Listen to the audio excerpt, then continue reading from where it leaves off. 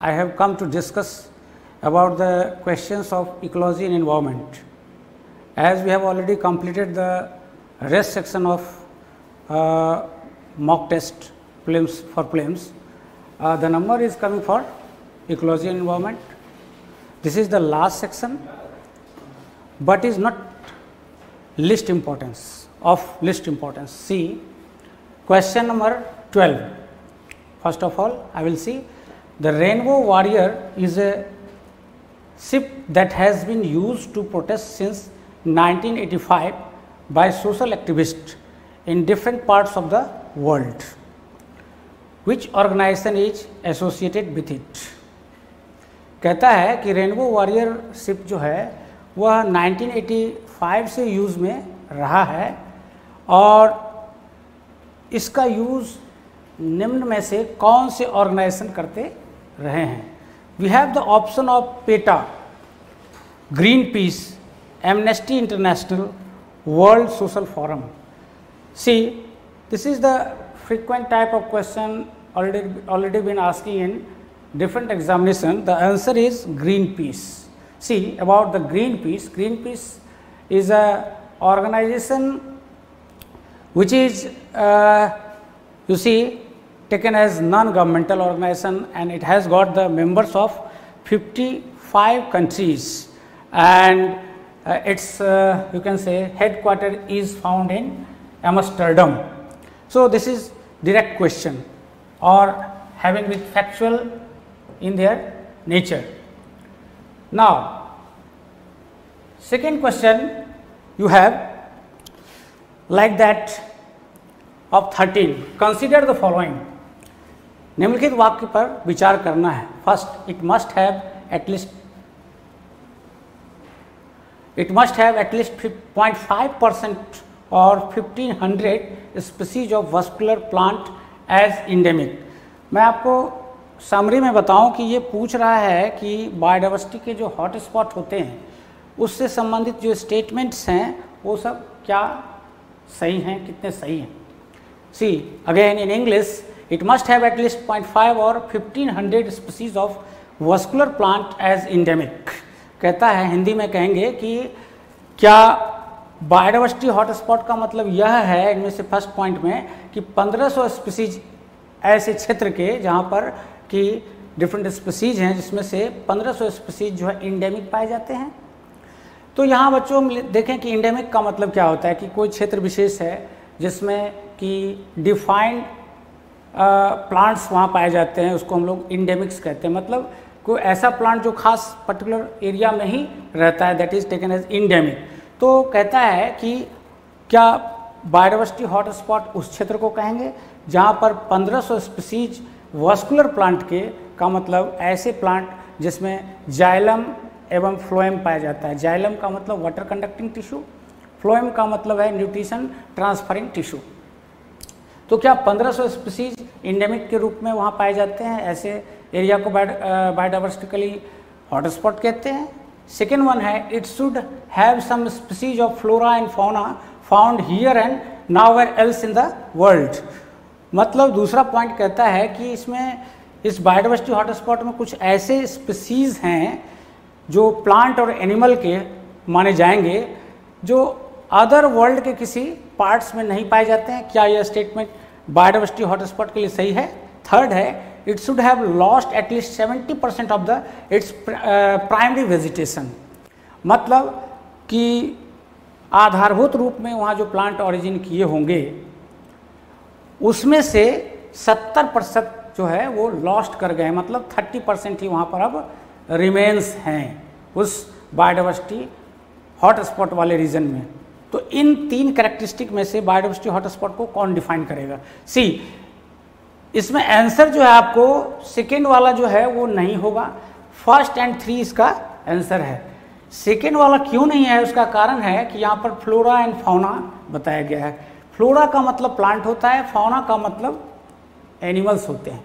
तो फ्लोरा सिर्फ अगर रहता तो ये स्टेटमेंट भी सही होता. इसलिए फाइनली इसका जो आंसर होगा आपका वो होगा 1 and 3 सी. तो जो सी वाला आंसर है आपका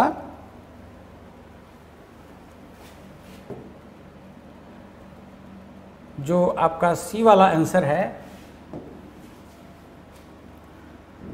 सी वाला, ये आपका सही है।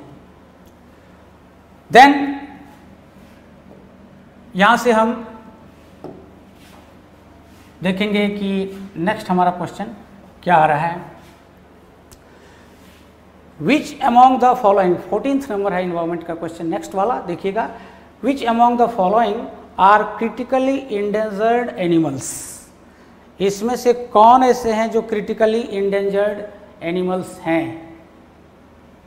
तो क्रिटिकली इंडेंजर्ड एनिमल्स में से गिवन चॉइस है Namdapha flying squirrel, Ganges shark, pygmy hog, Javan rhinoceros, और इस गिवन चॉइस में से आपको सेलेक्ट करना है। तो देखें कि अब इस क्वेश्चन में आपका जो 14th है, 14th के हिसाब से आपका आंसर जो है वो डी है।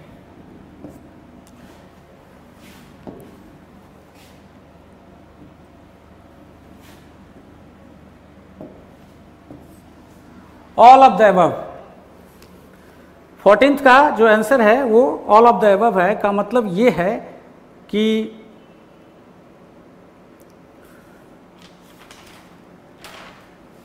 Namdapha flying squirrel, Ganges shark, pygmy hog और जवान राइनोसिरस जो है वो सारे जो है आते हैं आपको इंडेंजर्ड एनिमल्स में। इसके अलावा भी कुछ हैं, जैसे ग्रेट इंडियन बस्टर्ड आप नोट डाउन कर सकते हैं। ग्रेट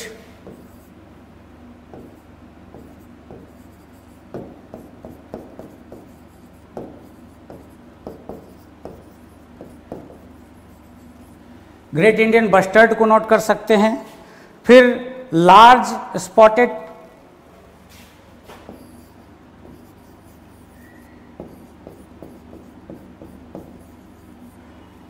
स्पॉटेड जो है वो कीवेट भी इसमें आएंगे।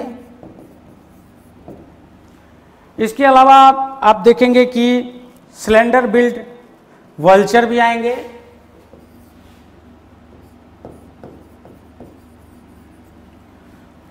स्लेंडर बिल्ड वल्चर भी आएंगे।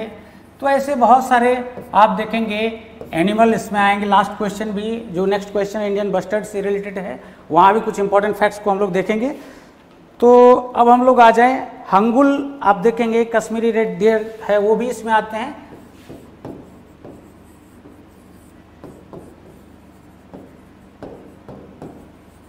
रेड डियर के रूप में आप देखेंगे वो भी इसमें आते हैं। तो और भी कई स्पीसीज हैं जो आपको क्रिटिकली इंडेंजर्ड में आते हैं।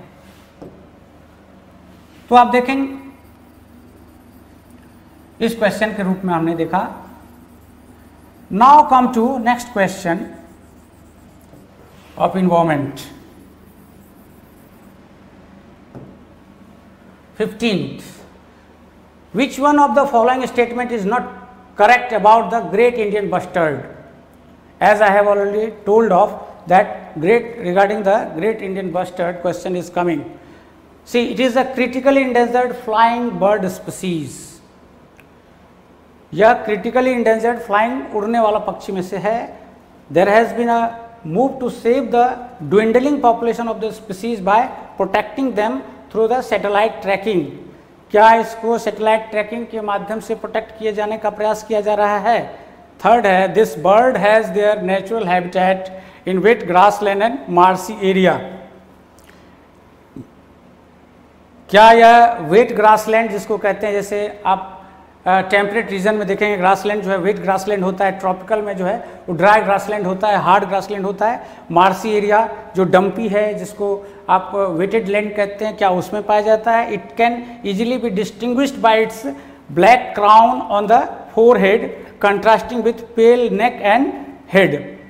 तो क्या आप देखेंगे कि यह जो विशेषता है कि इस बस्टर्ड के संदर्भ में कि आप अपने सिर के ऊपर काली जो है कलगी पाई जाती है इनके सिर के ऊपर, और इसके गर्दन और सिर से बिल्कुल अलग होता है, और जिसे आसानी से इस रूप में पहचाना जा सकता है। इसको हिंदी के रूप में यहाँ ये देख सकते हैं। तो क्या इन गिवन चॉइस में से आप ग्रेट इंडियन बस्टर्ड के रूप के संबंध में कौन सा चॉइस सही है, अगर आपका आई क्वेश्चन, और लिटरली आपको एक क्वेश्चन को चयनित करना है, तो जिसमें से आप देखेंगे which one of the following statement is not correct. See here the important word is not, see here.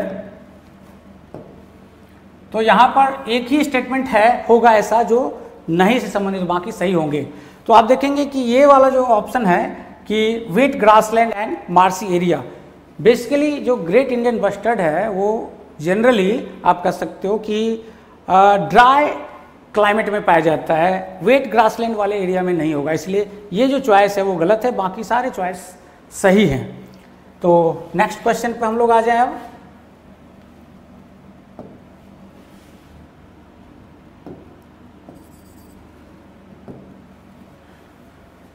देखें 16th नंबर क्वेश्चन है, green energy corridor project is to facilitate. तो ग्रीन एनर्जी कॉरिडोर प्रोजेक्ट के संबंध में कौन से statement सही हैं? फर्स्ट है the availability of renewable energy into the national grid.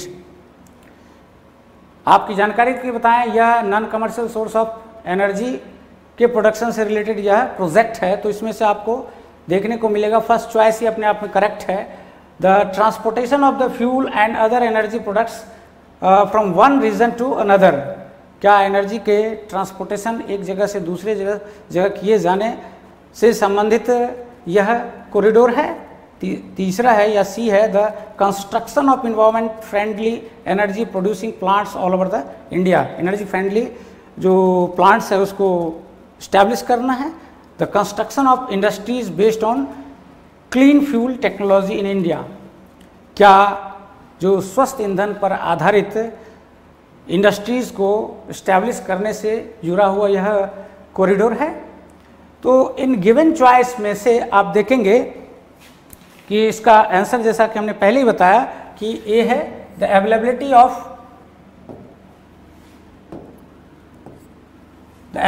Of renewable energy into the national grid. और भी कई कैरेक्टरिस्टिक हैं, आप आगे आपको कई नोट्स के माध्यम से भी अवेलेबल हो सकता है, तो आप देखेंगे वहाँ पर। Now come to the next question 32. In order of the percentage contribution to the greenhouse effect, the four major gases are. तो ग्रीन हाउस इफेक्ट के संबंध में जो मेजर मुख्य चार गैस कौन सब हैं के बारे में पूछा जा रहा है। तो ऑर्डर में देखता है, पूछना है, ठीक है। In order of the percentage, मतलब परसेंटेज के टर्म में किस ऑर्डर में है। तो आपको गिवन चॉइस है, उसमें carbon dioxide, nitrogen, sulphur dioxide and ozone है। Carbon dioxide, methane, ozone, water vapour, carbon monoxide, carbon dioxide, nitrogen oxide, water vapour, carbon dioxide, methane, water vapour and nitrogen oxide. तो ये factual चीज़ है, तो इसका तो वैसे मेरे हिसाब से इसका जो आंसर है वो ए है, carbon dioxide, nitrogen dioxide, nitrogen dioxide, sulphur dioxide and ozone. आप इसका चाहे तो परसेंटेज पैरेलली जो है आप लिख सकते हैं, इसमें मैंने इसका जो है नोट डाउन किया हुआ है परसेंटेज, आप चाहे तो लिख सकते हैं। And that is you have 65 and 11.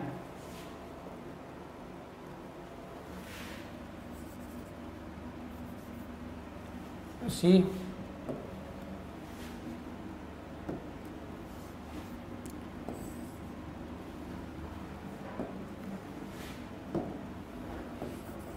CO2, N2O, SO2, then ozone. Percentage देखें तो आपको 76% के आसपास ग्रीन हाउस इफेक्ट कॉज करता है CO2, फिर मीथेन 16% कॉज करता है, देन यू हैव मीथेन 16% करता है, नाइट्रोजन ऑक्साइड 6%,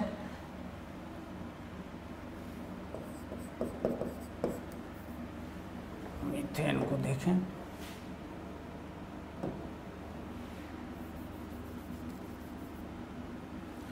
CH4 जो है आपका वो 16% है,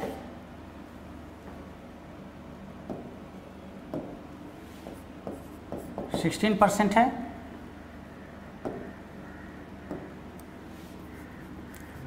देन नाइट्रोजन ऑक्साइड 6% है, ओहो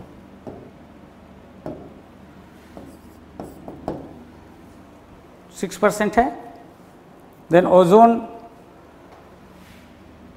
SO2 का जो परसेंटेज है वो आप देखेंगे ओजोन का लगभग तो 32 is having with your answer not a, है ना, इसीलिए कुछ ये था। इसका आंसर जो है बी है, ठीक है।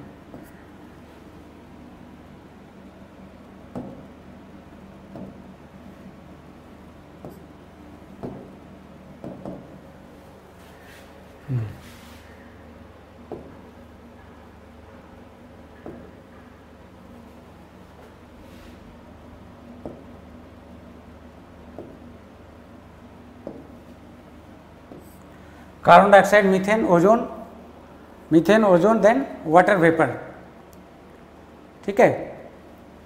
तो कार्बन डाइऑक्साइड हो गया 76%, मीथेन 6%, N2O, SO2 जो है वो 3% हो गया, ओजोन उससे कम होगा।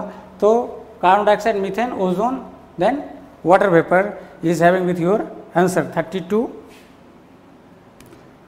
Then come to your next question, that is your next question.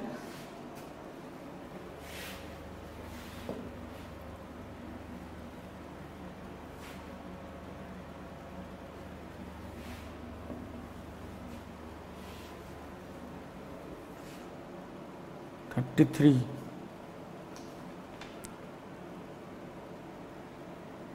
32, then 45. See, which of the following are true about the Kyoto Protocol? It came into force in 1997. There are 4, मतलब Kyoto Protocol 1997 में आया। There are 4 greenhouse gases whose production and emission is to be reduced under this protocol.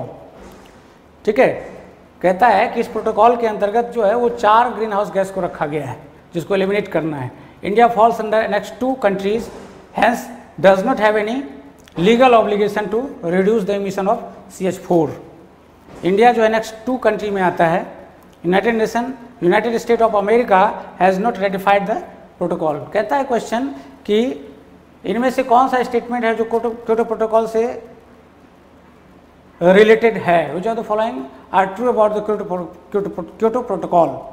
तो देखें, it came into force in 1997। ये statement अपने आप में आप देखेंगे कि ये जो स्टेटमेंट है अपने आप में ये रॉन्ग है। 1997 में नहीं, बल्कि आप देखेंगे कि 2005 में आता है एग्जिस्टेंस में। There are 4 green house gases whose production and emission is to be reduced under this protocol. तो ये भी जो स्टेटमेंट है आप देखेंगे ये रॉन्ग है। और इसमें आप देखेंगे कि जो 6 जो है वो ग्रीन हाउस जो है वो 6 हैं जो जिसको कि इंक्लूड किया गया है। तो 4 की बजाय जो है यहाँ पर 6 हैं। तो अकॉर्डिंगली ये भी रॉन्ग स्टेटमेंट है। Then India falls under annex 2 countries जो है वो एनेक्स 2 कंट्री में ये नहीं आता है, नॉन एनेक्स में आता है।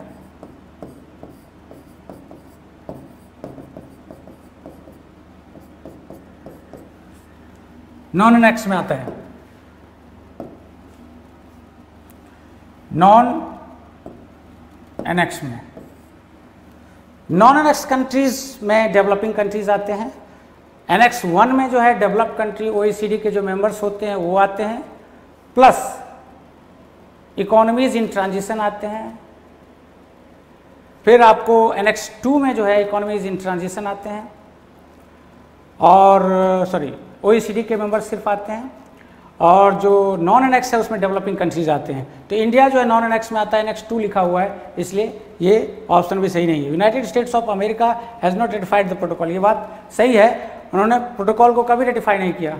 और अगर जो रिसेंट जो आप देखेंगे क्योटो प्रोटोकॉल से रिलेटेड जो कन्वेंशन हुए हैं, जो आपके मीटिंग्स हुए हैं, उसमें यूनाइटेड स्टेट्स ऑफ अमेरिका जो कभी तो रेटिफाई किया नहीं, साथ साथ कनाडा इससे बाहर हो गया है। तो इवन कनाडा के संदर्भ में भी आपको मेमोराइज रखना है कि कनाडा इससे बाहर है। United State of America has not ratified the protocol, तो इसका आंसर आप देखेंगे ट्रू के रूप में 4 होगा। Remember your answer is 4। Now next question is what do say 46। Come match the following tiger reserve with the states in which they are located. Tiger reserve किस state में है, आपको इस तरह से ऑप्शन दिए हुए हैं। तो मुकंदरा हिल कहाँ है, इधर से मिलाना है, सिंपल फैक्ट है। तो मुकंदरा हिल को आप मिला दीजिए कर्नाटका से, सिमलीपाल उड़ीसा से मिला दीजिए, बांदीपुर सॉरी ये रॉन्ग हो गया, सिमलीपाल को उड़ीसा से मिला दीजिए, सत्यमंगलम जो सत्यमंगलम को तमिलनाडु से मिला दीजिए, ठीक है।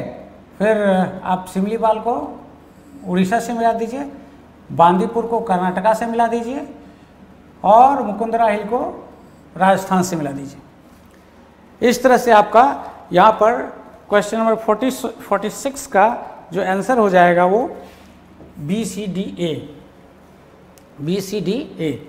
Important thing is that here tiger reserve में आप देखेंगे नेशनल पार्क के अंतर्गत या बायोस्फीयर रिजर्व के अंतर्गत ही टाइगर रिजर्व को भी एलोकेट किया गया है, आप कह सकते हैं डिलिमिट किया गया है। तो मुकुंदरा हिल जो है वो राजस्थान में है, जो आप देखेंगे कि वैली के रूप में है, जिसमें दो तरफ से माउंटेन, एक मुकुंदरा माउंटेन है, एक तरफ से मुकुंदरा माउंटेन है और दूसरा जो है आप देखेंगे कि दूसरा जो माउंटेन है वो है गरगोला। तो इस तरह से मुकुंदरा माउंटेन और गरगोला माउंटेन,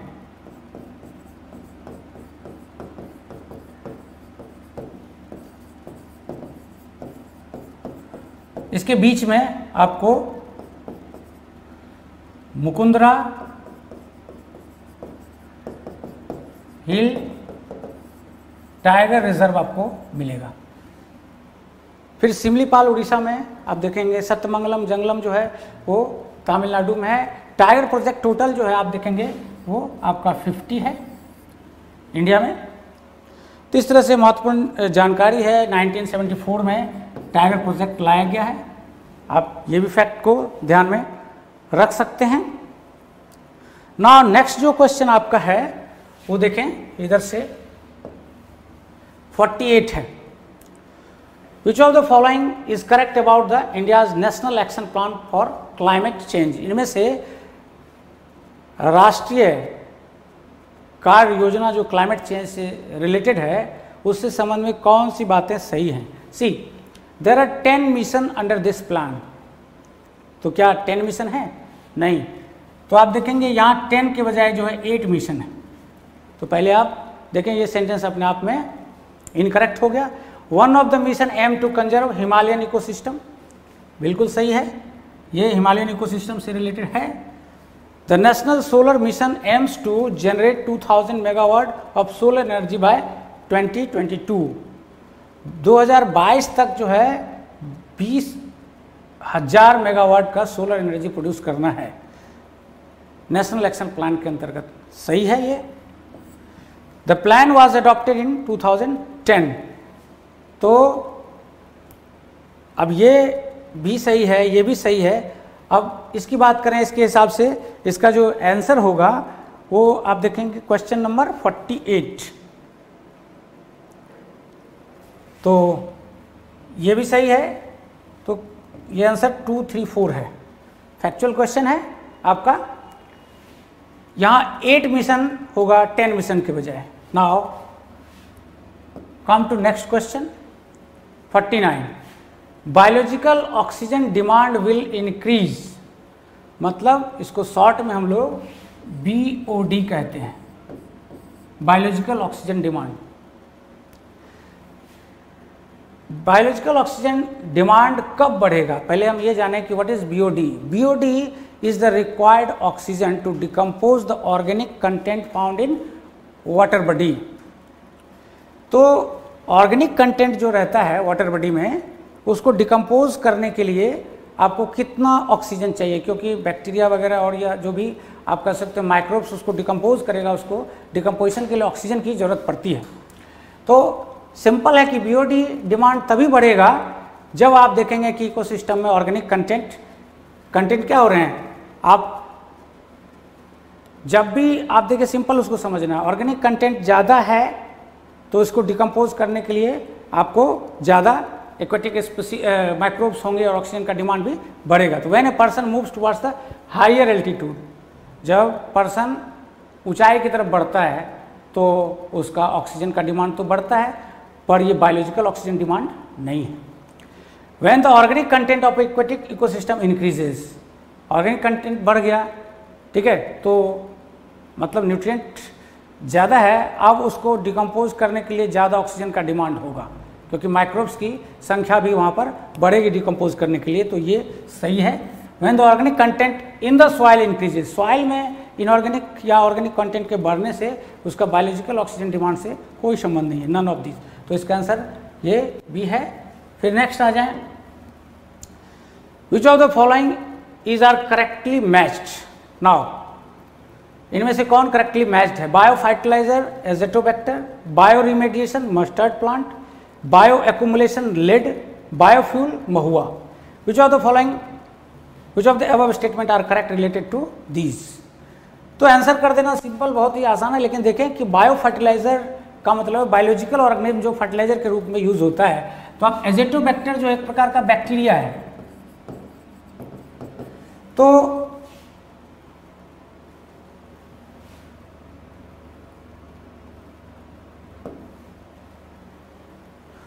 बैक्टीरिया है।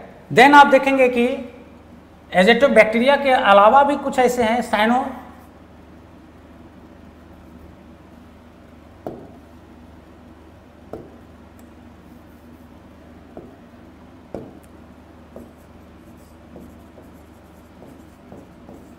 साइनोबैक्टीरिया है, या फिर आप देखेंगे कि आप जिसको ब्लू ग्रीन एल्गी भी कहते हैं वो भी है।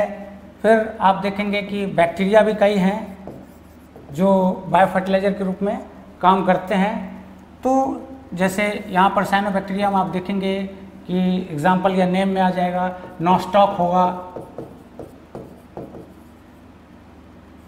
एनाई बीना, ये होंगे। तो ये बायो फर्टिलाइजर के रूप में आपको साइनोबैक्टीरिया भी या जिसको ब्लू ग्रीन एल्गी भी कह सकते हैं, या फिर आप सिंपल देखें बैक्टीरिया में एजेटोबैक्टर जो है, एजेटोबैक्टर जिसका काम आप देखेंगे कि अगर आपको ऑर्गेनिक कंटेंट है प्रोटीन का,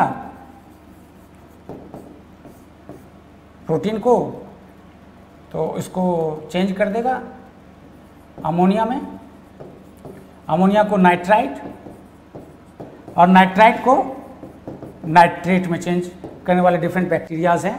तो यहाँ तो नाइट्रोसोमोनास है, यहाँ पर चेंज करने वाला, फिर नाइट्रोबैक्टर है, और यहाँ पर एजेटोबैक्टर इस स्टेज पर।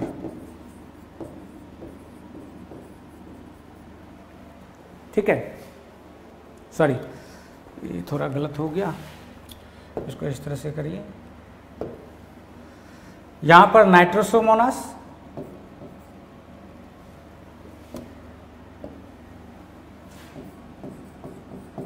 नाइट्रोसोमोनास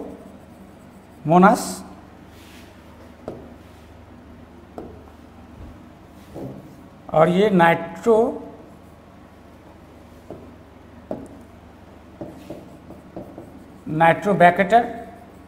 और यहाँ पर जो प्रोटीन को अमोनिया में चेंज करेगा वहाँ स्पेसिफिक बैक्टीरिया जो है आप देखेंगे एजेटोबैक्टर है, एजेटोबैक्टर। बेसिकली ये सब जो बैक्टीरिया वगैरह है सॉइल में है, जैसे प्लांट एनिमल का डेथ डीके होता है तो प्रोटीन के रूप में सॉइल में एम्बेडेड होते हैं। अब इनको डिकम्पोज करने की जरूरत होती है ताकि वो अवेलेबल नाइट्रोजन के रूप में कन्वर्ट हो सके। So different bacterias are there present in soil. See first of all organic matter in the form of protein after the death and decay of plant and animal are seen in the soil in the form of protein. Now it is decomposed into ammonia. that is having with presence of required bacteria, that is Azotobacter. After that, ammonia is converted into nitrite with requirement or with the presence of the given bacteria, that is known as Nitrosomonas. After this, nitrite is changing into nitrate with the presence of Nitrobacter. So this is after all nitrogen cycle, the part of nitrogen cycle in which Azotobacter is an important bacteria which is taken as biofertilizer. Now, bioremediation. You see, bioremediation mustard plant करता है कि नहीं? आज के परिप्रेक्ष्य में mustard plant जो है बायोरिमेडिएशन के लिए एक अच्छा, आप कह सकते हो कि प्लांट के रूप में या इंपॉर्टेंट प्लांट के रूप में देखा जाता है। बायोरिमेडिएशन एक्चुअली है क्या कि अगर सॉइल में बहुत सारा पॉल्यूटेंट्स अगर एकुमुलेट हो गया तो ऐसे प्लांट को ग्रो करने से ये जो पॉल्यूटेंट्स हैं उसका वो एब्जॉर्प्शन कर लेते हैं, सॉइल के जो एक्सेस पॉल्यूटेंट्स हैं वो कम हो जाते हैं और सॉइल की फर्टिलिटी फिर से रीगेन हो जाती है। तो इसको हम लोग बायो रिमेडिएशन कहते हैं और स्पेसिफिकली अगर ये प्लांट है तो फाइटो रिमेडिएशन भी कहते हैं। बायो रिमेडिएशन फाइटो रिमेडिएशन एक ब्रॉडर टर्म है जिसमें प्लांट ग्रुप्स, एनिमल ग्रुप्स दोनों आते हैं। जैसे आप देखेंगे कि जो ए चक्रवर्ती ने आपको स्यूडोमोनास पटिडा के रूप में एक आप कह सकते हो कि एक बैक्टीरिया जेनेटिक इंजीनियरिंग के द्वारा डेवलप किया जो ऑयल स्पिल वाले एरियाज़ में जो ऑर्गेनिक कंटेंट है उसको डिकम्पोज करके एक यूजेबल फॉर्म ऑफ मैटर के रूप में चेंज करता है। वहाँ भी आप फाइटो रिमेडिएशन का वर्ड का यूज़ कर सकते हो या बायो रिमेडिएशन वर्ड का यूज़ कर सकते हो। उसी तरह से आप मस्टर्ड के अलावा भी कई प्लांट्स हैं जिसका कि आप नाम नोट डाउन कर सकते हो क्योंकि it would be important for the examination. See you have mustard plant, then salix you have popular tree, salix you have salix, then you have popular not popular,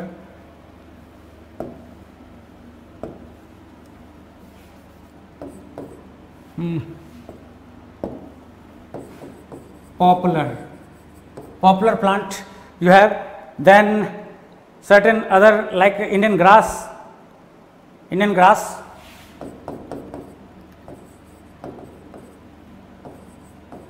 Cynodon, Dictylon, these are the plants that are used for bioremediation. See, Indian grass is able to absorb what to say particularly pesticides and herbicides. Sunflower is also able to absorb zinc and Pb. Sunflower is also there which is able to absorb your zinc and lead. So these are the plants which are used for phytoremediation or bioremediation purposes. Now bioaccumulation, what is bioaccumulation? मतलब अगर कोई pollutant है किसी animal के body में accumulate हो रहा है तो उसको हम लोग बायो एक्यूमुलेशन कहते हैं। जैसे जिंक है, लेड है, फिश के या अदर जो एनिमल्स हैं उसके बॉडी में वाटर बॉडीज़ के अंतर्गत पॉल्यूशन बढ़ जाने के कारण अगर एक्यूमुलेट हो रहा है तो उसको हम लोग बायो एक्यूमुलेशन कहते हैं। और एक बायो मैग्निफिकेशन भी होता है। बायो मैग्निफिकेशन में है कि एक फूड चेन से दूसरे फूड चेन में या एक आप कह सकते हो कि फूड चेन के अंतर्गत एक एनिमल से हायर रैंक के एनिमल में ट्रांसफ़र होता जाता है फैटी टिश्यूज़ में एब्जॉर्प्शन के थ्रू। तो that is known as what you say biomagnification. But here in bioaccumulation you see there is less transfer in comparison to biomagnification. एक animal से दूसरे में ट्रांसफ़र जो है कम होता है, मतलब इनपुट आपको कह सकते हो कि ज़्यादा है, आउटपुट या दूसरे में जो ट्रांसफ़र होने की प्रक्रिया है वो कम है। That is bio accumulation. तो लेड है या आप कह सकते हो कि पीबी है, ये सब भी बायो एक्यूमुलेशन के लिए रिस्पॉन्सिबल है। बायोफ्यूल, महुआ में फैटी एसिड पाया जाता है और फैटी एसिड को आप बायोफ्यूल के रूप में कन्वर्ट कर सकते हो with the process of saponification and other chemical reactions. तो महुआ भी है, जैसे जेट्रोपा है या आप पोमगेनिया है, ये कई आपको प्लांट स्पीसीज हैं that is able to have the production of biofuel. You have in plant Through NCERT, if you go through the 12th class NCERT, you can see 9 families of the plants are there which are having with the production or potential of production of biofuel. See, after that, if you conclude this question as in the form of answer, then your answer would be 1, 2, 3, 4. चारों option इसका correct है। तो इनमें से कौन जो है वो मैच के रूप में सही था, तो आपने देखा सारे ऑप्शन के साथ जो क्वेश्चन थे वो मैच कर रहे थे। Now come to the next question 70. The large group of flowering plant in the world is now threatened. Large number of species of this plant are also found in India, concentrated in northeastern states. The flower of this epiphytic herbs has great variation in structure and color.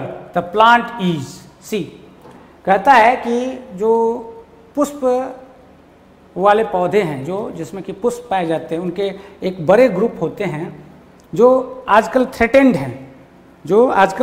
हैं, और north east में, India के north eastern part में पाए जाते हैं और threatened हैं, और इनमें ईपीफाइटिक भी नेचर है। मतलब ईपीफाइटिक का मतलब किसी अदर प्लांट बॉडी पर ग्रो कर सकते हैं, उसको हानि तो नहीं करते हैं किसी प्लांट बॉडी पर जिस पर कि ग्रो करेंगे, पर अपना वो वहाँ से शेल्टर के रूप में वहाँ रहेंगे और अदर प्लेसेस से वो न्यूट्रिशन या एयर वगैरह को आपको एब्जॉर्ब करके अपना फिजियोलॉजिकल प्रोसेस को complete करेंगे. That is known as epiphytes. So epiphytes are the plants which are present or taking shelter on other plant and taking respiratory activities and others, and after that making their own food and developing their life. So these are the epiphytes having with characteristic of commensalism. You can see commensalism are found in epiphytic plants.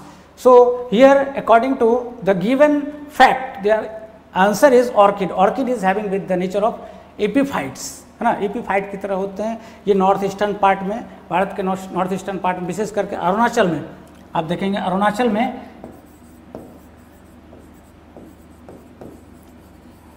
में इसका growth बहुत ज़्यादा हुआ है, और खासकर अरुणाचल को home of the orchid, हम लोग होम ऑफ द ऑर्किड भी कहते हैं। अदर कई प्लांट ग्रुप्स हैं जैसे निपेंथिस है, ड्रोसेरा जो यहां पर आप देख रहे हैं ड्रोसेरा है, ये भी थ्रेटेंड है, but see they are not having with the characteristic of epiphytic nature, or they are not having with certain presence particularly in northeastern states. Other places are also there, although their presence in northeastern state of Meghalaya, where there is occurrence of Nepenthes like plant. Other plants are also there. You can write down like that. You have Venus flytrap, green pitcher plant, Nepenthes, what I have already explained of. Then baobab is also a typical plant having with certain kind of nature of their threatened. Now come to the next question.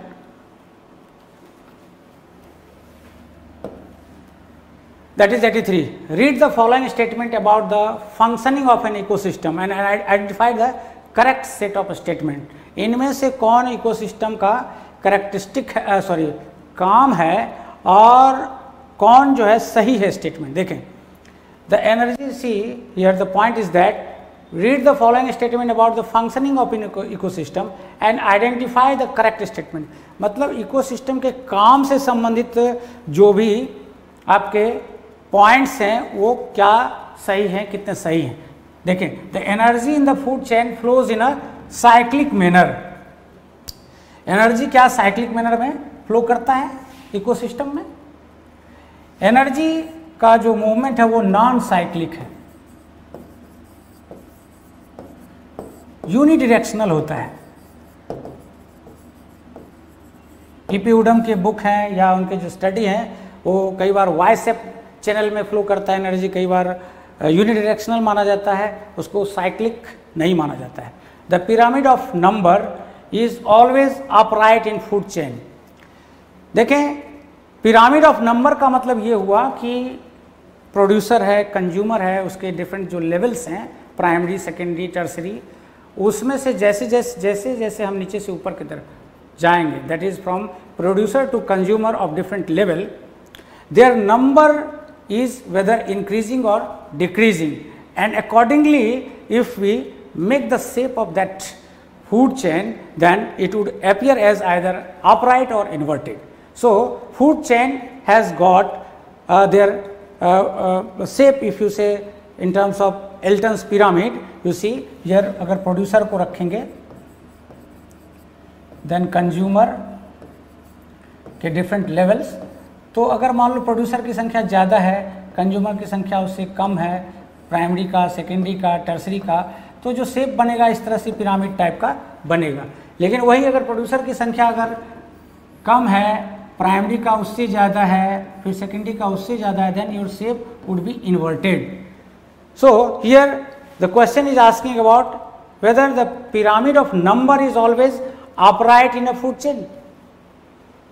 Your answer would be no. If you see in terms of tree ecosystem, in tree ecosystem you have the producer in the form of tree, that is 1 in number, then consumer of first level has got more number, second level has got more number in comparison to primary consumer. But in case of pond ecosystem, see, producer has got more number, then consumer, primary consumer, 1 degree consumer has got less number. So you have the different pyramid, upright and inverted at the same time.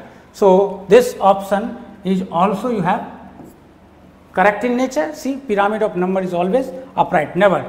It would also be having with nature of inverted. Now pyramid of energy can be upright as well as inverted. Again see, in terms of energy, producer से consumer के तरफ different level पे जाएंगे तो आपका देखें कि यहाँ जो एनर्जी है, यहाँ जो एनर्जी है, डिफरेंट लेवल पे एनर्जी की मात्रा में ओनली 10% ट्रांसफ़र होते हैं, 10% ट्रांसफ़र होता है। तो 10% ट्रांसफ़र होगा तो यहाँ पर अगर 1000 किलो कैलोरी है तो ऊपर आकर के 1 किलो कैलोरी बच जाएगा। तो क्या हो रहा है, एनर्जी कम होता जा रहा है। तो आप देखेंगे कि pyramid of energy can be upright as well as inverted. तो सी, आप किसी भी इकोसिस्टम में जाएंगे तो एनर्जी 10% ही ट्रांसफ़र हो रहा है, तो इसमें जो पिरामिड का शेप बनेगा वो हमेशा अपराइट की तरफ होगा, जबकि यहाँ लिखा हुआ है कि upright as well as inverted. So ये भी गलत हो जाएगा। In commensalism type of relationship both organism are benefited. Again see, commensalism कहता है, जैसा कि हमने पहले देखा, type of relationship both organism are benefited. Commensalism का एग्जांपल है पैरासिटिज्म। इसमें क्या होता है कि दोनों बेनिफिट नहीं होता है, बल्कि एक का एग्जिस्टेंस ही खत्म हो जाता है, दूसरा सर्वाइव करता है, मतलब दूसरे को लॉस नहीं होता है, जैसा कि आप पैरासिटिज्म वगैरह में देखते हैं। तो कमेंसलिज्म में आप देखेंगे कि बोथ बेनिफिटेड नहीं होगा, बल्कि म्यूचुअलिज्म में ऐसा होगा, इसलिए ये भी स्टेटमेंट रॉन्ग है। तो ये भी रॉन्ग था इसमें से, इसलिए इसका आंसर क्या हो जाएगा, नन ऑफ दीज, कोई नहीं होगा, सारे स्टेटमेंट रॉन्ग है। Now you have next question about which of the following are the true about Rio+2 summit. 84 को हम लोग देख लें।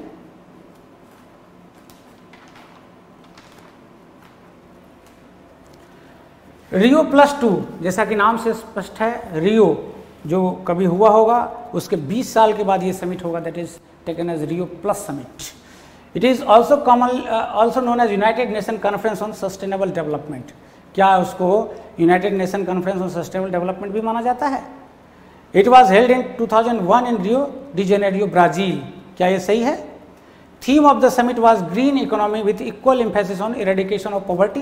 क्या ग्रीन इकोनॉमी की बात ये करता है और पॉवर्टी एलिमिनेशन की भी बात करता है? The outcome of the summit was non binding document titled our common future. Our common future, देखें तो ये United Nation conference on sustainable development ये सही है, क्योंकि इस कॉन्फ्रेंस का नाम है United Nation conference on sustainable development. दूसरा है इट वाज हेल्ड इन 2011। यहाँ पर देखें 2011 के बजाय 2012 में ये हेल्ड हुआ था। Themes of summit was green economy, ये भी सही है, ठीक है, और ये स्टेटमेंट रॉन्ग है। आवर कॉमन फ्यूचर के रूप में ये समिट का थीम नहीं था, इसलिए इसका आंसर 1 और 3 डी होगा। रियो प्लस आपने देखा, रियो डी जेनेरियो, मतलब रियो डी जेनेरियो में जो समिट हुआ उसके 20 साल के बाद समिट होगा, that would be taken at Rio 20, Brazil में है Rio de Janeiro. Now next question you have 85, which of the following treaties protocols are correctly matched? See, Stockholm convention का संबंध किससे है? क्या परसिस्टेंट ऑर्गेनिक पॉल्यूटेंट, जिसको short में हम लोग पीओपी कहते हैं, उससे है? यह है, क्योंकि पीओपी परसिस्टेंट जो ऑर्गेनिक पॉल्यूटेंट्स हैं वो कई टाइप के होते हैं, आगे क्लास वगैरह में बताया भी जाएगा। तो Stockholm convention persistent organic pollutant को कम करने से संबंधित है या नहीं है?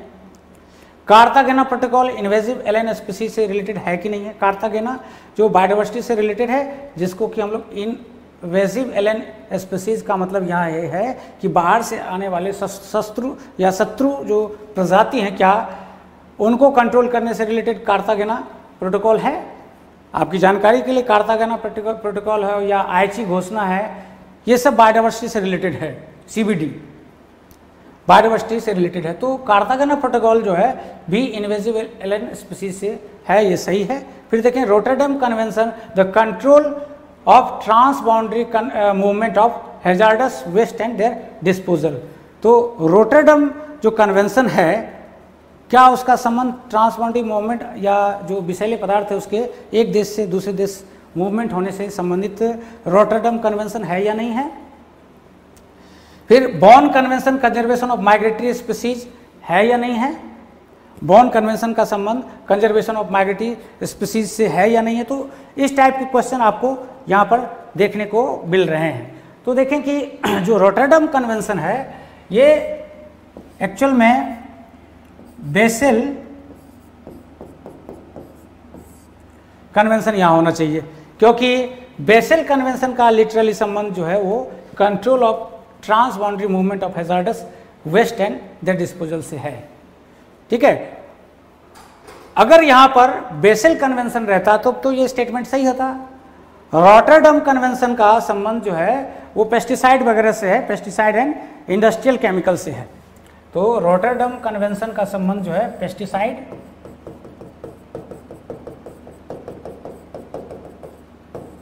And industrial chemical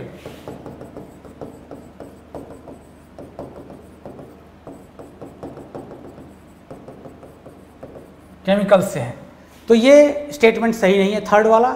Bon convention जो है conservation of migratory species, Bon convention जो है वो आपका बॉन कन्वेंशन का संबंध जो है कंजर्वेशन ऑफ माइग्रेटरी स्पीसीज को CMS भी शॉर्ट में कहते हैं, ये सही है। स्टॉकहोम कन्वेंशन ऑर्गेनिक पॉल्यूटेंट के संबंध में हमने बताया, ठीक है, तो उसको 3 कैटेगरी में बांटा भी गया है, ठीक है। उसी तरह से वियना कन्वेंशन अगर आ जाए, जैसे वियना कन्वेंशन की बात होती है तो ये ओजोन डिप्लेशन से है,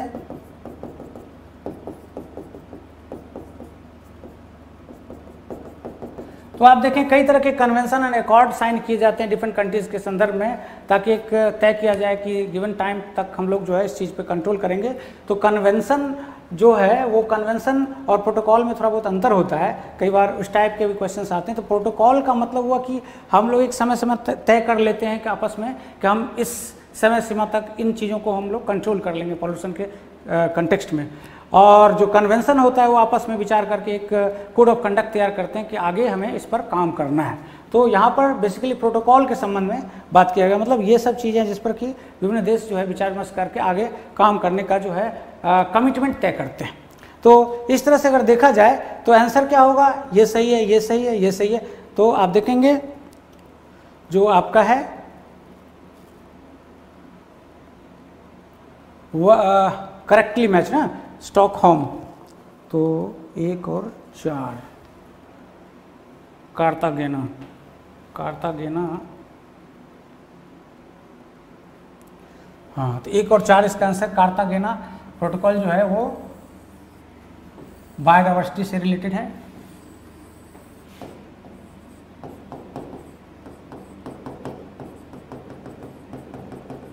CBD से, कन्वेंशन ऑन बायोडाइवर्सिटी। तो ये भी स्टेटमेंट आप देखेंगे जो ऑप्शन गिवन ऑप्शन है 1 4 होगा। अदरवाइज कुछ हद तक कार्तागेना प्रोटोकॉल जो है वो एलन स्पीसीज से हो सकता है, लेकिन अगर फैक्चुअल कंटेक्स्ट में देखा जाए तो कार्तागेना प्रोटोकॉल यहाँ पर नहीं आएंगे। ठीक है,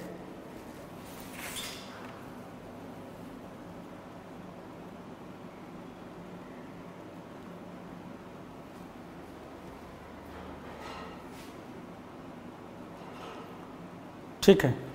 now come to the next question, which of the following statement is true about ozone depletion. See, तो polar stratospheric cloud enhance ozone depletion, क्या ओजोन डिप्लीशन को PSC टाइप का जो क्लाउड है इनहांस करता है? करता है। ठीक है, बताएंगे आगे। अभी the Hyogo framework of action deal with elimination of ozone depletion substance.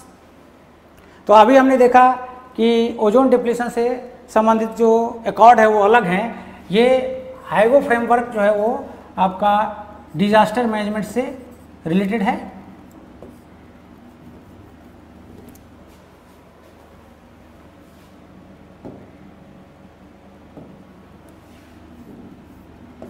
DM से रिलेटेड है, DM से रिलेटेड है। उसी तरह से आप देखेंगे कि ozone depletion is measured through Dobson unit, ये सही है, डॉप्सन यूनिट के द्वारा इसका मेजरमेंट होता है। फोर्थ जो ऑप्शन यहाँ पर होना चाहिए ये गायब हो गया है। The ultraviolet rays cause skin cancer, cataract and decrease production of vitamin D, सही है। यूवी रेज से आपको स्किन कैंसर होते हैं, यूवी रेज खासकर यूवी जो बी होता है वो स्किन कैंसर कॉज करता है, कैटरैक्ट भी करता है, different type of cataracts are also causing. और आप देखेंगे कि यूवी रेज से डायमराइजेशन भी हो जाता है, डीएनए का डायमराइजेशन हो जाता है, और साथ साथ आप देखोगे कि विटामिन डी के प्रोडक्शन को भी ये जो है वो इन्हांस कर देता है, कई बार डिप्रेशन भी कॉज करता है।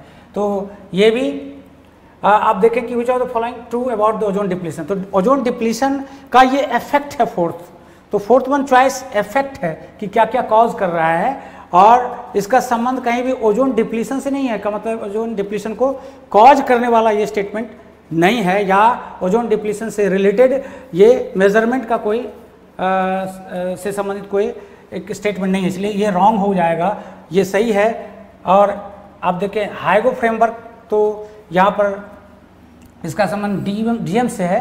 तो ऐसे अगर आपको जैसे वियना कन्वेंशन अगर आ जाए या अदर आ जाए, जैसे आपको अदर कन्वेंशन आ जाए जिसका कि संबंध ओजोन डिप्लीशन से, मॉन्ट्रियल प्रोटोकॉल है, किगाली कन्वेंशन है, तो वो सब मॉन्ट्रियल है, फिर किगाली जो प्रोटोकॉल है या जो एकॉर्ड है उसकी बात हो, तो यहाँ पर ओजोन डिप्लीशन से संबंधित हो सकता है। यहाँ ह्यूगो है तो ये इसमें नहीं आएगा, ठीक है ना। तो आंसर क्या हो जाएगा आपका? पोलर स्ट्रेटोस्फेरिक क्लाउड, तो ये सही है, 1 है, 3 भी सही है, ठीक है। तो 1 और 3 इसका आंसर ये होगा। थोड़ा सा बता दें पोलर स्ट्रेटोस्फेरिक क्लाउड क्या होता है। ये आपका एटमॉस्फेयर का फर्स्ट लेयर है। दूसरे लेयर में स्ट्रेटोस्फेयर में, ठीक है, सदर्न हेमिस्फीयर में खासकर अंटार्कटिका वाले रीजन में पोलर स्ट्रेटोस्फेरिक लो टेम्परेचर के कारण ऐसा क्लाउड बनता है, और यह एक सुटेबल सरफेस प्रोवाइड करता है जहाँ पर कि CFC जो क्लोरोफ्लोरोकार्बन जो होते हैं पॉल्यूटेंट के रूप में, वो टूट करके नेसेंट क्लोरीन के रूप में अवेलेबल होते हैं, इस क्लाउड के सरफेस पर एब्जॉर्ब हो जाते हैं।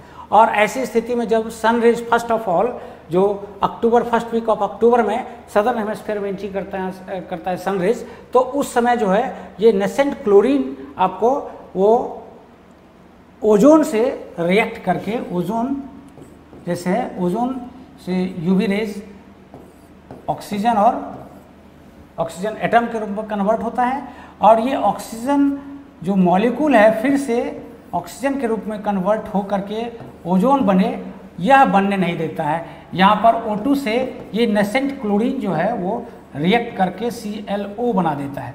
तो हम ये देखेंगे कि यहाँ पर कि ये वाला जो रिएक्शन है, ये रिएक्शन इनहांस हो जाता है, आपको डिफेंड हो जाता है, वो हिंडर हो जाता है, ठीक है। तो इस तरह से हम देखेंगे कि अकॉर्डिंगली इस क्वेश्चन के polar stratospheric cloud enhance ozone destruction, तो ओजोन डिस्ट्रक्शन को क्या करता है, बढ़ा देता है। पोलर स्ट्रेटोस्फेरिक क्लाउड बिल्कुल सही है, क्योंकि आप देख रहे हैं surface, it is providing suitable surface to the absorption of nascent chlorine after its decomposition or decay with the effect of first sunlight coming to southern hemisphere. So accordingly the answer would be 1 and 3. Now next question is, which of the following statement is true? The concept of sustainable development was formally defined by Brundtland Commission. Brundtland Commission के द्वारा ही sustainable development first of all introduce किया गया, सही है। The stability of ecosystem increases with increasing number of food chain in the food wave. Food chain in a food web, ठीक है। तो food chain क्या होता है, जैसे मान लीजिए प्रोड्यूसर है, कंज्यूमर है, डिकम्पोजर है, इसका एक रिलेशनशिप पाया जाता है किसी भी इकोसिस्टम में, ठीक है। तो आप देखेंगे कि प्रोड्यूसर है, कंज्यूमर है, डिकम्पोजर एक चेन के थ्रू जुड़े हुए होते हैं, उसको हम लोग फूड चेन कहते हैं। और फूड वेव में कई इकोसिस्टम के प्रोड्यूसर, कंज्यूमर, डिकम्पोजर एक दूसरे से जुड़े होते हैं। So providing stability to ecosystem it is required to have more and more number of food web, not food chain, because food chain is a systematic relationship, but what you say the food web is taken as the actual relationship between the producer, consumer and decomposer of an ecosystem. So to provide more stability to the ecosystem, it is required to have more number of arrangement or relationship between producer, consumer and so decomposer. So we have the requirement of alternative arrangement of food to make ecosystem more stable. So here you see कि यहाँ पर food chain में food web में ज़्यादा food chain हो, यह भी सही है। फिर है India's per capita greenhouse emission is below the global per capita emission. अब देखें ये सही है कि नहीं, इस पर विचार करें। फिर देखें Similipal biosphere reserve is one of the 8 world biosphere reserve of the India covered under man and biosphere reserve programme of UNESCO. अब इसके संबंध में आप देखेंगे कि इसमें सिमलीपाल को जो बायोस्फीयर रिजर्व के रूप में यूनेस्को के जो मैप हैं उसमें स्थान प्रोवाइड किया गया है कि नहीं, तो सिमलीपाल को उसमें प्रोवाइड नहीं किया गया है, ये ध्यान में रखना है, इसको प्रोवाइड नहीं किया गया है। बाकी India's per capita green house emission is below the global per capita emission, ये सही है। तो कुल मिला के 1, 2, 3 इसका आंसर ए हो जाएगा। Now next question you have in the form of the transition area between 2 plant communities is known as. इसका ये सिंपल है, इकोटोन होता है। आप देखें जैसे मान लीजिए कि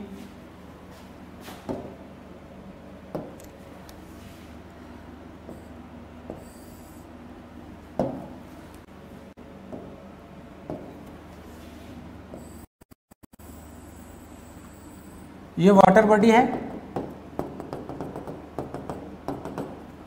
और ये लैंड है, लैंड इकोसिस्टम या टेरेस्टेरियल इकोसिस्टम है, ये एक्वेटिक है इकोसिस्टम। इसके बीच का जो ट्रांजिशनल एरिया है, इसमें प्लांट और एनिमल स्पीसीज होंगे, वो 2 इकोसिस्टम के बीच में कंट्रास्टिंग कैरेक्टर ऑफ इकोसिस्टम के बीच में इकोटोन के रूप में जाने जाते हैं।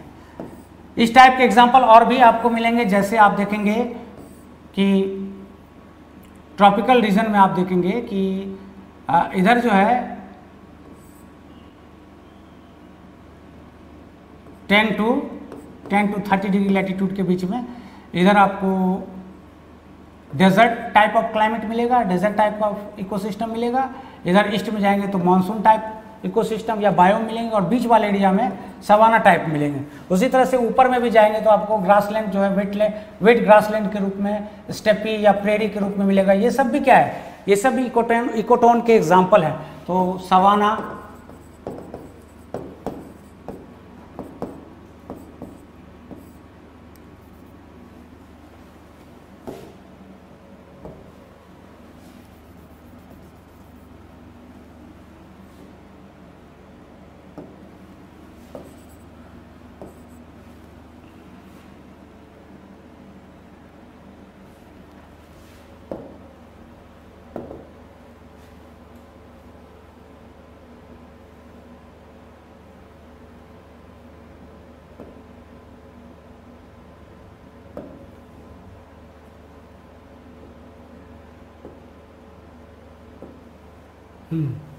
सवाना इकोसिस्टम है।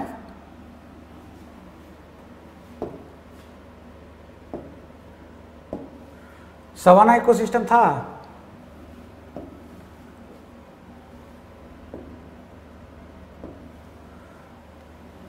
या फिर आपका वेट ग्रासलैंड में आप देखेंगे कि प्रेरी है, स्टेपी है, वो सब भी इकोटोन के एग्जाम्पल में आएंगे। Next question, you have which of the following is true about the Minamata convention. Minamata convention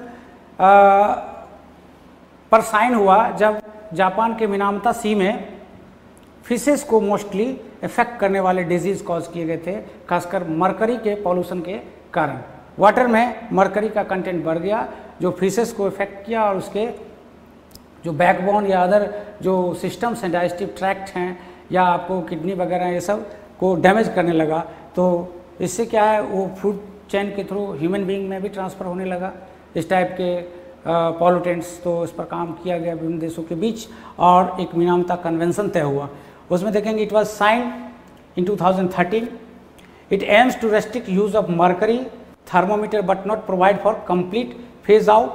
The convention is named after Minamata, a place in Japan where a large number of people suffered due to bioaccumulation of mercury in the food chain. जैसा कि हमने बताया कि bioaccumulation हो गया। तो अब देखिए इसके हिसाब से जो क्वेश्चन है,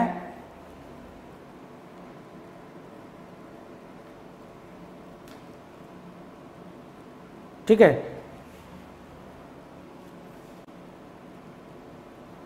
इसमें देखेंगे कि कौन सा सही है। 89 के हिसाब से आप देखेंगे कि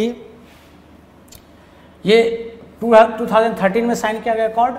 now it aims to restrict use of mercury thermometer. यहाँ पर इंपॉर्टेंट थिंग ये है कि मर्करी थर्मोमीटर के जो यहाँ पर रेस्ट्रिक्ट करने की बजाय जो है एक टाइम फ्रेम दिया गया कि 2020 तक ये मर्करी के यूज़ को पूरी तरह से बैन कर दिया जाए। तो यहाँ पर ये जो स्टेटमेंट है वो इनकम्प्लीट है। It aims to restrict use of mercury thermometer but not provide for complete phase out. तो ये स्टेटमेंट रॉन्ग हो जाएगा अपने आप में। फिर है the convention is named after Minamata. तो ये तो पहले से डिस्कस किया था। तो स्टेटमेंट 1 और 3 आपका आंसर सी होगा इसके according. Now come to the next question, which of the following statement is are true about the carbon credit. पहले हम देखें कार्बन क्रेडिट क्या है। क्योटो प्रोटोकॉल के अंतर्गत एक आप कह सकते एक व्यवस्था दी गई विभिन्न देशों के बीच कार्बन को क्रेडिट करने के लिए, अर्थात पॉल्यूशन को कंट्रोल करने के लिए एक विकल्प दिया गया कि इस माध्यम से भी पॉल्यूशन को कंट्रोल किया जा सकता है। So carbon credit is a process which is alternative to the pollution control over the pollutants between different countries. See, like that a country having with more pollution or causing more pollution than their threshold level, then they can able to either purchase such kind of credit from other country which is less causing greenhouse effect or less causing pollution of particularly CO2 and the similar type of pollutants. So carbon credit is a mechanism. Among the mechanisms you have carbon credit, that is a part of clean development mechanism, or you have carbon trade, then you have joint implementation. Then see, 3 processes are there, either through carbon credit or carbon trade or clean development mechanism or joint implementation. जिसमें से आप देखेंगे carbon trade जो आपका ये clean development mechanism है उसमें विकासशील और विकसित दोनों ही देश आपस में कार्बन ट्रेड कर सकते हैं। ज्वाइंट इम्प्लीमेंटेशन में भी जो है आप देखेंगे विकसित और विकसित देश कर सकते हैं। परंतु एक और जो फेज है, एक और जो मेथड है, उसमें डेवलपिंग कंट्रीज आपस में ये कार्बन ट्रेड कर सकते हैं। अब आप इस क्वेश्चन को देखेंगे तो आपको आसानी से विकल्प को आप समझ सकते हैं। See 1 unit of carbon unit credit is equal to the emission reduction of 1 ton of carbon dioxide equivalent. See कि कोई इंडस्ट्री अगर पॉल्यूशन करता है तो उसके CO2 के पॉल्यूशन को मेजर कैसे किया जाए, तो कहा गया कि कार्बन क्रेडिट को एक यूनिट बनाया जाए और इसको 1 टन कार्बन डाइऑक्साइड के पॉल्यूशन को के बराबर माना जाए, तो उसको एक यूनिट के रूप में देखा जाए। मतलब कोई देश ए है, अगर वो 200 कार्बन क्रेडिट जो है CO2 को पॉल्यूशन कर रहा है, इसका मतलब है कि वो 200 टन कार्बन डाइऑक्साइड को एलिमिनेट कर रहा है, एटमॉस्फेयर में छोड़ रहा है। तो इस तरह से समझे। फिर है Delhi metro has become the first metro rail project of the world to win carbon credit for reducing green house gases emission. तो दिल्ली मेट्रो को कार्बन क्रेडिट करने के संदर्भ में फर्स्ट मेट्रो के रूप में स्थान प्रदान किया गया है। क्या यह सही है? बिल्कुल सही है। ये भी स्टेटमेंट सही है, फिर ये भी स्टेटमेंट सही है। तो फाइनली इसका आंसर बोथ 1 and 2 होगा। Now come to next question. C which of the following statement is correct about the agenda 21। Agenda 21 जो है आप देखें कि एजेंडा 21 जो है वो United Nation conference on climate change, जो इसका मीटिंग होता है आपको रियो डी जेनेरियो में, वहाँ पर इम्पॉर्टेंट अकॉर्ड्स या कन्वेंशन पर साइन होते हैं, जिसमें से एक है एजेंडा 21। मतलब 21वीं सदी में क्या प्रोजेक्शन होगा, विभिन्न देशों के द्वारा किस क्षेत्र में काम करने की अपेक्षा की गई है, खासकर सस्टेनेबल डेवलपमेंट के क्षेत्र में, सतत विकास के क्षेत्र में। What is sustainable development? The such kind of development which is also taking into consideration the development of future, not only for the past but also is taking into consideration the development of future generation, that is known as sustainable development। जो ना ही वर्तमान बल्कि भविष्य की संतति के विकास को भी ध्यान में रख करके काम किया जाता है, that is known as a type of development of sustainable in their nature। Now see, it deals with sustainable development as it is revealing। It was adopted during United Nations Conference on Sustainable Development। हमने जैसे कहा कि यह जो adopt किया गया था United Nation conference on climate change, not sustainable development. तो ये स्टेटमेंट तो सही है। फैक्चुअल नेचर की बात किया जाए तो ये स्टेटमेंट सही नहीं है। It is a non binding document. ये बाइंडिंग डॉक्यूमेंट नहीं है, बिल्कुल सही है, नॉन बाइंडिंग है ये। 21 is the agenda, 21 stand for 21 various areas of the action. यह हमने कहा 21वीं सदी के लक्ष्य है, 21 वेरियस एरियाज नहीं है, इसलिए इसका आंसर जो है वो आपका कौन सा हो जाएगा? 1 और 3, 1 और 3, ए इसका आंसर हो जाएगा। Now come to next question. Consider following statement with regard to Panna national park. Panna national park जो मध्य प्रदेश में है, उसके संबंध में कौन सी बातें सही हैं? It is a characterise by dry deciduous forest. Dry deciduous forest है कि नहीं? अगर आप बात करें इंडिया का मैप के संदर्भ में तो पन्ना मध्य प्रदेश में है। तो ये जो एक तरह से बाउंड्री है, तो नीचे जो है आपको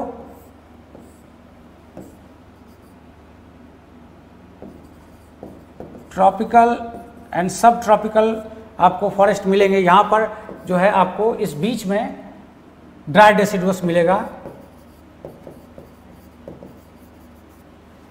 फॉरेस्ट मिलेंगे, जो पन्ना रिप्रेजेंट करता है, जिसमें ऊपर में आप यहाँ पर जो बाउंड्री ऊपर का बाउंड्री उसमें साल फॉरेस्ट मिलते हैं, साल फॉरेस्ट मिलते हैं। ठीक है, देखिए common wild life include lion, tailed macaque, capped monkey नहीं, ये सब लायन, टाइगर ये सब मिलेंगे, पर ये मकाओ और कैप्ड मंकी ये नहीं मिलेंगे इसमें। इसमें अगर हम देखें यहाँ पर क्रोकोडाइल है, ठीक है, फिर अगर प्लांट में देखेंगे तो अर्जुन है, जामुन का ट्री मिल जाएगा, ठीक है, लेकिन इस टाइप का कोई कुछ नहीं है animal species. It has also been designated as tiger reserve, इसको one of the tiger reserve के रूप में देखा गया है। Pandav fall is located inside the park, ये भी सही है कि पार्क के अंदर पांडव फॉल है जो आपको पन्ना डिस्ट्रिक्ट में है। इसके अलावा भी कई चीज़ें हैं जो यहाँ पर इम्पोर्टेंट हैं, जैसे टाइगर है, लियोपार्ड है, चीता है, चिंकारा है, ठीक है, स्लॉथ बियर वगैरह हैं, सांभर वगैरह, वल्चर्स वगैरह, क्रोकोडाइल वगैरह आपको यहाँ पर मिलेंगे। ठीक है।